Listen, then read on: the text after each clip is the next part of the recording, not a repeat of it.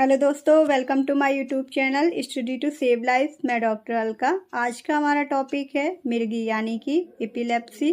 Part 4 में बात करने वाले हैं कि मिर्गी के दौरे को बढ़ाने वाले क्या कारक हो सकते हैं, यानी कौन सी ऐसी कंडीशन है जिनसे मिर्गी के दौरों में बढ़ोतरी हो सकती है या उनके दौरे बढ़ जाने की कंडीशन बन जाती है। तो देखिए, यहाँ पे अगर किसी भी तरह की मेडिकेशन यूज़ कर रहे हैं, जैसे कि मान लीजिए किसी भी न्यूरोलॉजिकल डिसऑर्डर के पर्पस से अगर मेडिकेशन हो रहा है, तो हो सकता है उन दवाओं के कुछ साइड इफ़ेक्ट्स के तौर पर मिर्गी के दौरे देखने को मिले। या कोई ऐसा व्यक्ति जो बहुत ज़्यादा तनाव में रहता है, उसकी नींद पूरी नहीं होती है और स्ट्रेस बहुत ज़्यादा है, नींद बिल्कुल नहीं हो पा रही है, तो भी ऐसे लोगों में मिर्गी के दौरे की आशंका जो है वो बढ़ जाती है।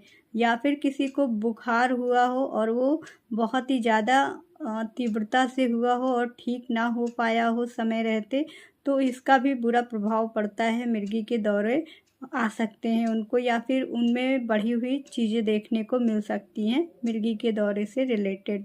और एक चीज़ ये है कि वो ऐसी जगह पर काम कर रहे हो जहाँ बहुत तेज़ लाइट है, तो या कैसे ब्राइट लाइट में काम कर रहे हों, तो ऐसे लोगों में भी मिर्गी के दौरे बढ़ने की आशंका होती है। इसके अलावा ऐसे लोग जो बहुत ज़्यादा ड्रिंक करते हैं, शराब पीते हैं या नशीली दवाओं का सेवन करते हैं, उनमें भी मिर्गी के दौरे बढ़ सकते हैं या ऐसी कंडीशन बन सकती है। और कुछ लोग ऐसे भी होते हैं जो भोजन नहीं करते हैं या लंबे समय तक व्रत रखते हैं, अपने को खाने पीने से दूर रखते हैं, या वो भोजन बहुत ज़्यादा करते हैं, या कह सकते हैं कि वो भोजन जो कर रहे हैं वो ठीक नहीं कर रहे हैं, यानी प्रॉपर डाइट नहीं ले रहे हैं, कभी कुछ खा ले रहे हैं। ऐसी कंडीशन है, तो ऐसे लोगों में भी ये चीज़ हो सकती है। या जिनका ब्लड शुगर लेवल जो है वो लो रहता है, यानी कि कम रहता है, तो वहाँ पर भी मिर्गी के दौरे बढ़ सकते हैं। अब चलिए बात करते हैं कि इनका इलाज क्या है।